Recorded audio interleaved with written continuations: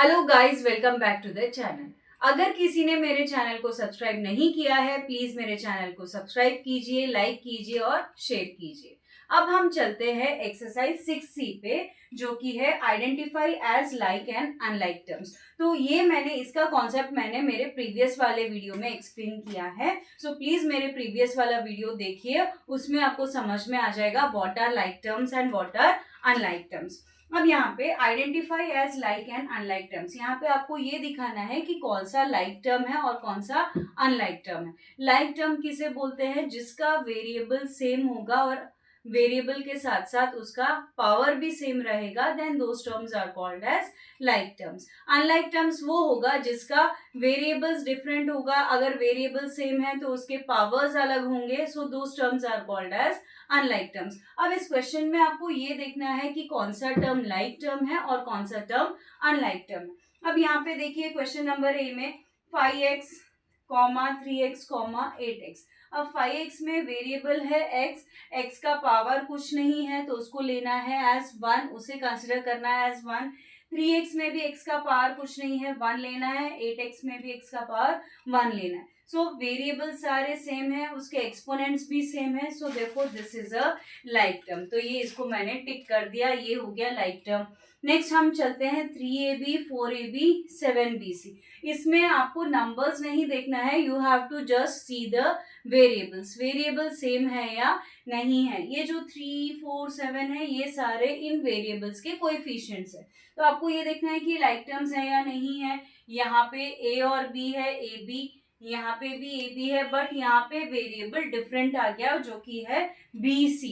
So these terms are not like terms, these are unlike terms. तो इसको मैं cross कर देती हूँ क्योंकि ये लाइक टर्म्स नहीं है, इसको हम बोलेंगे अनलाइक टर्म्स। अगर आप क्रॉस नहीं करोगे तो आप अनलाइक टर्म्स लिख सकते हो, या तो आप लाइक टर्म्स पे राइट करिए और अनलाइक टर्म्स पे क्रॉस करिए।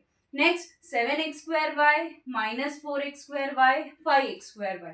अब यहाँ पे देखिए वेरिएबल है, यहाँ का वेरिएबल है एक्स वाई, यहाँ का भी वेरिएबल है एक्स वाई, यहाँ का भी वेरिएबल है x Y.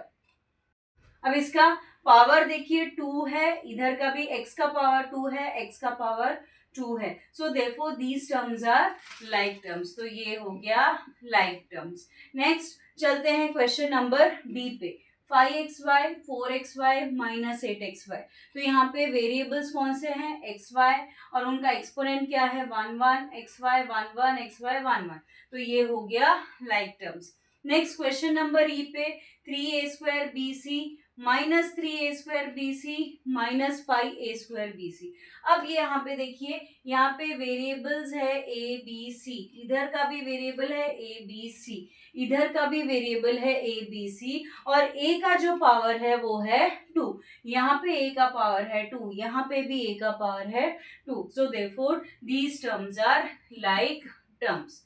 Next question number F पे चलते हैं। 7abc minus 8ab minus 4ac। यहाँ पे ए बी सी वेरिएबल है, बट यहाँ पे ए बी वेरिएबल है और यहाँ पे ए सी वेरिएबल है, तो यहाँ पे वेरिएबल्स अलग अलग है, so therefore these terms are unlike terms. Next last question 5abc square minus 4abc square 8abc square. अब यहाँ पे देखिए, यहाँ पे abc स्क्वायर आ रहा है, यहाँ पे भी abc स्क्वायर आ रहा है और यहाँ पे भी abc स्क्वायर आ रहा है, so therefore these terms are called as like terms. हम चलते हैं क्वेश्चन नंबर 2 पे, जो कि है pick out the like terms from each group. अब इसमें से आपको लाइक टर्म्स निकालना है। अब यहाँ पे देखिए ये क्या है? a square x comma 2ax comma 3ax square 4a square x. अब यहाँ पे देखिए a स्क्वायर एक्स यानी a का पावर 2 है और x का पावर 1 है, तो अब आपको ये देखना है कि कौन से टर्म में a का पावर 2 और x का पावर 1 आ रहा है। इसमें तो नहीं है, इसमें भी नहीं है, इसमें है, ये देखिए a का पावर 2 है और यहाँ पे x है, तो इसको आप सर्कल कर दीजिए, ये हो गया लाइक टर्म्स। अब 2ax बचा है, a का पावर 1 है, x का पावर 1 है, यहाँ पे ax स्क्वायर में a का पावर 1 हो गया, x का पावर 2 हो गया, तो ये दोनों लाइक टर्म्स नहीं है। तो इसमें से लाइक टर्म्स कौन सा निकल रहा है? एक है a स्क्वायर एक्स और दूसरा है 4a²x। अब इसका ही सेकेंड क्वेश्चन है, क्वेश्चन नंबर बी है a, 3b, 7b। अब देखिए यहाँ पे जो पहला वाला है वो है a, नेक्स्ट 3b और 7b। a तो टोटली दूसरा ही वेरिएबल है, 3b और 7b में वेरिएबल क्या है, b है, और उनका पावर क्या है, 1। So 3b and 7b are like terms. Next हम चलते हैं क्वेश्चन नंबर सी पे, जो है 2x, 2y, 3x, 3z। अब इसमें से देखिए यहाँ पे 2x है, यहाँ पे 2y है, 3x है और 3z है। तो 2x और 3x दिख रहा है ये लाइक टर्म, सो इन दोनों को सर्कल कर दीजिए, ये दोनों टर्म्स क्या हो गए, like terms. Next question number D है xy, yz, 3yx। अब यहाँ पे देखिए xy, यहाँ पे है yz, यहाँ पे है 3yx। तो xy या yx बोथ आर सेम, क्योंकि सेम वेरिएबल है, यहाँ पे भी x और y वेरिएबल है और यहाँ पे भी x और y वेरिएबल है, और इनका पावर भी सेम है। तो चाहे आप xy को yx भी लिख सकते हो या yx को xy भी लिख सकते हैं, बोथ आर सेम। तो xy and 3yx are the like terms. Next हम चलेंगे क्वेश्चन नंबर थर्ड पे। क्वेश्चन नंबर थर्ड है identify the term containing x and give its coefficients. So identify the term containing x। तो जिस term में x है वो term को आइडेंटिफाई करना है और उसके कोएफिशिएंट्स लिखने हैं। सो क्वेश्चन नंबर थर्ड का a वाला है 4x प्लस z। तो यहाँ पे कौन से टर्म में x वेरिएबल है, 4x वाले टर्म में x का वेरिएबल है, तो हम 4x को सर्कल कर देते हैं। इसमें x का टर्म आ रहा है, x का वेरिएबल आ रहा है, और इसका कोएफिशिएंट क्या होगा, कोएफिशिएंट होगा 4। नेक्स्ट क्वेश्चन नंबर बी जो है वो है 13a² माइनस 88x। तो कौन से टर्म में x आ रहा है, कौन सा वेरिएबल x आ रहा है, तो माइनस 88x है। इस टर्म में x वेरिएबल आ रहा है, तो यहाँ पे लिखेंगे minus 88x is the term which contains variable x, और इसका कोएफिशिएंट क्या होगा, माइनस 88। आपको साइन के साथ लिखना होगा।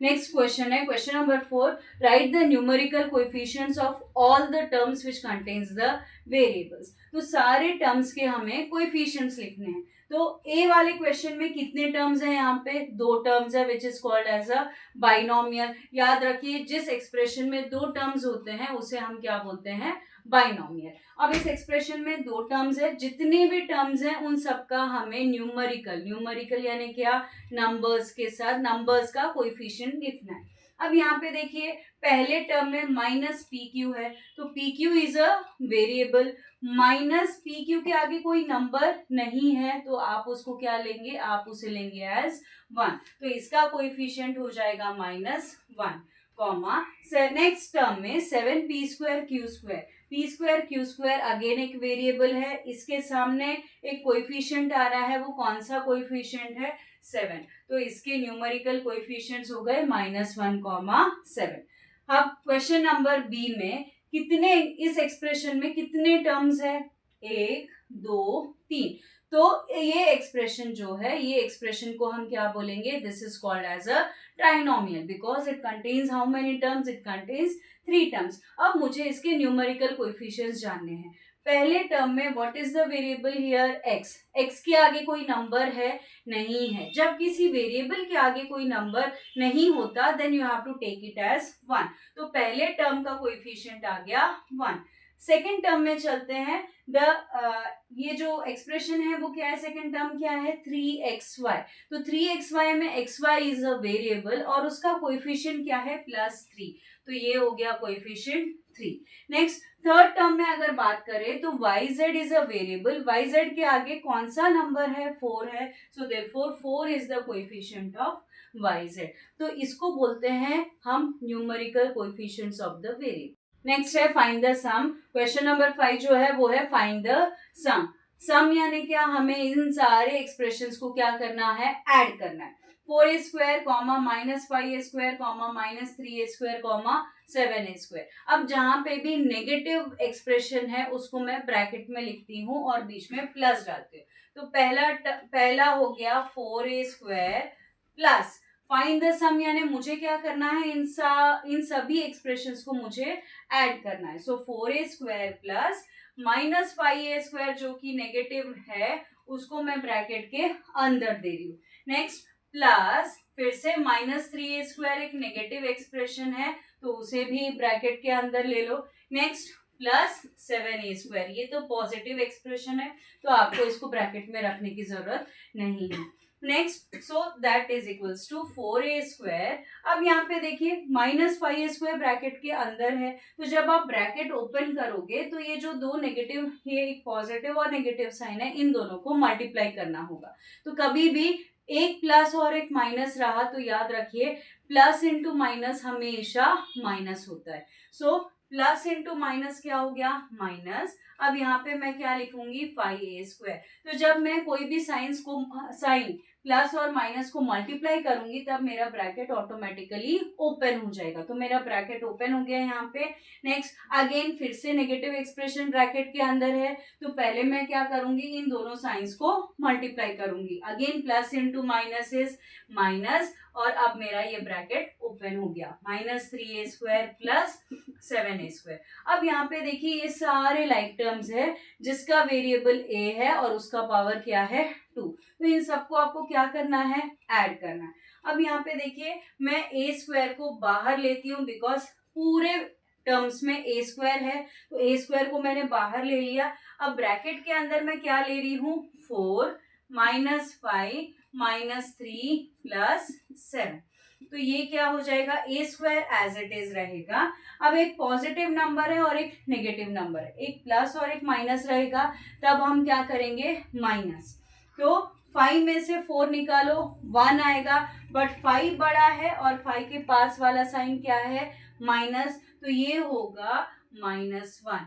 ध्यान से सुनिए एक बार फिर से, ये पॉजिटिव नंबर है और ये नेगेटिव नंबर है।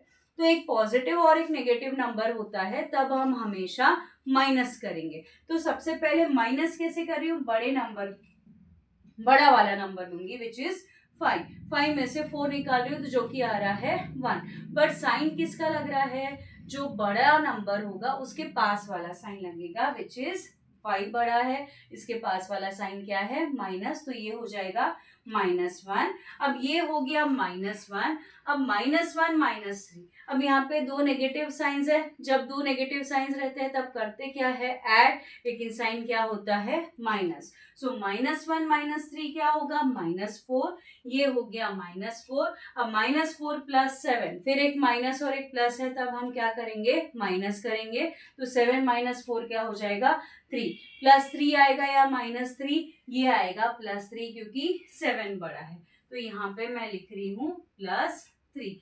तो ये आंसर आ गया 3, पहले 3 लिखेंगे फिर a²। So the answer is 3a²। b सबको ऐड करना है, 7ab plus 8ab plus of -10ab plus of -5ab। अब यहाँ पे फिर से देखिए मैंने नेगेटिव एक्सप्रेशंस को ब्रैकेट के अंदर लिखा है। अब मुझे ब्रैकेट ओपन करना है तो ये वाले सारे एज इट इज लिखूंगी। यहाँ पे प्लस इंटू माइनस हो जाएगा -10ab, प्लस इंटू माइनस हो जाएगा -5ab। ये सारे लाइक टर्म्स हो गए क्योंकि सारे वेरिएबल्स और उनके पावर्स क्या है, सेम। अब सीधा सीधा फटाफट हम क्या करेंगे, ऐड करेंगे विच इज 7 + 8।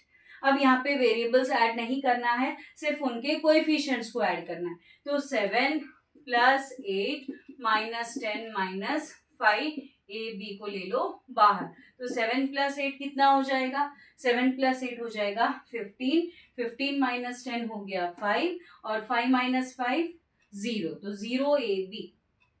0ab यानी ये पूरा 0 इंटू समथिंग इज ऑलवेज 0, तो इसका आंसर क्या आ गया, 0। सो आज के इस वीडियो में मैंने क्वेश्चन नंबर 5 का ए और बी तक एक्सप्लेन कर दिया है। बाकी के क्वेश्चंस मैं आपको इसके नेक्स्ट वाले वीडियो में एक्सप्लेन करूंगी। Until then keep learning and keep smiling and please do subscribe the channel. Good bye, take care.